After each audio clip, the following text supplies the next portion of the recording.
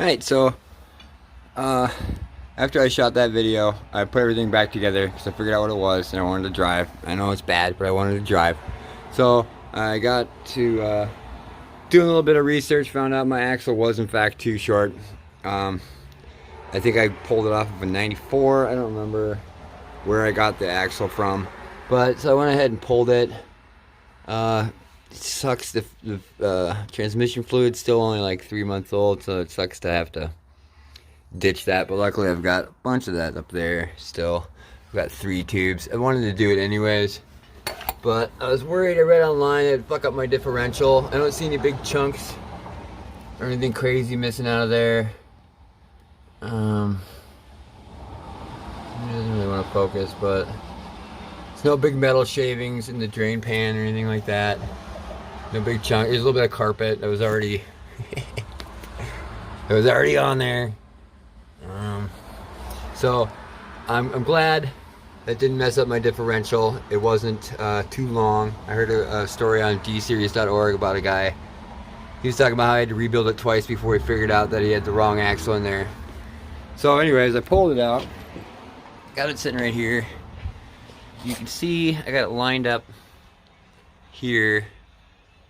And it goes, and you can see the difference in length there. Also, one thing I noticed that this guy likes to go way in. It goes way in. Let's see if I can hold the camera with my knee. That goes way in there. Comes out, goes way in. This one, brand new one, doesn't come out or in. So matching those up right here. Just push them against the box so I know they're even. So yeah, sorry, I'm holding with my knee. I have a phone case too. Compressed in, there you go. That is a big old dang old difference, man. I'd love to swear, but I've decided I don't want to keep swearing on my YouTube channel. So there it is, man. This looks a little weird. I've never seen one that had 3 big grooves in it, but whatever, I'll take it. Weight reduction, right? So came God, that almost looks like it was pre-installed. But it came sealed in a bag. Perfectly clean. It's just a reman. A1 Cardone. Got it at AutoZone. It was the only one in town. And unfortunately I had to drive 100 blocks north from work on 85th all the way up to 182nd in the pouring Seattle fucking rain. It's beautiful. It's September. 6:30 in September in Seattle. Gotta love that. I heard it's snowing in Snoqualmie Pass. September 27th, and it's snowing in Snoqualmie. Well, that's, you know, the Cascade Mountains. Whatever. Anyways, that getting a little off topic. So I'm gonna go ahead. I'm very, very excited to see that this has no play in it.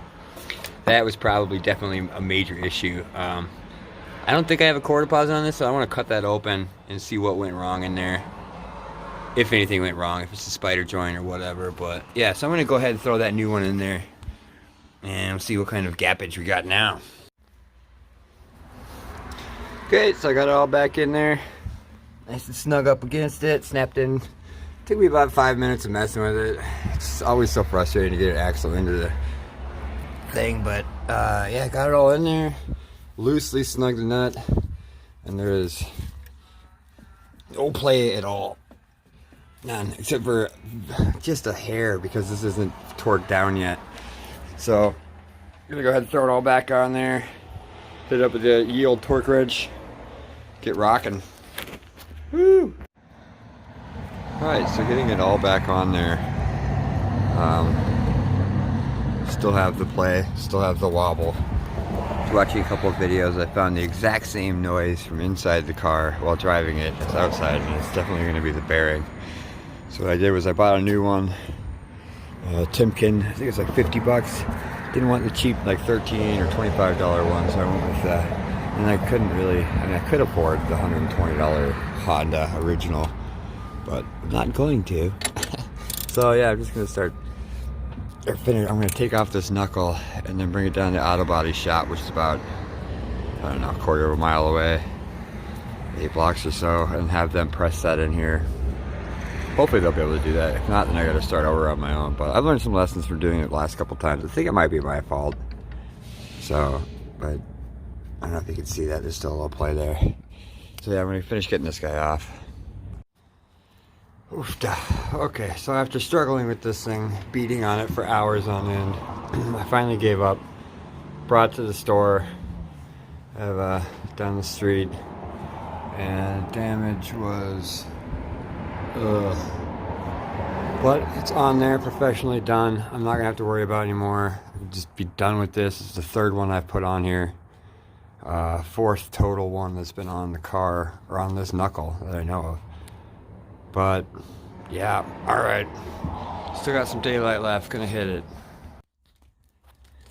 Well, got it back on there, went on nice and tight, drove it around the block a couple times, checked the lug nut and the axle. It stayed on there pretty good.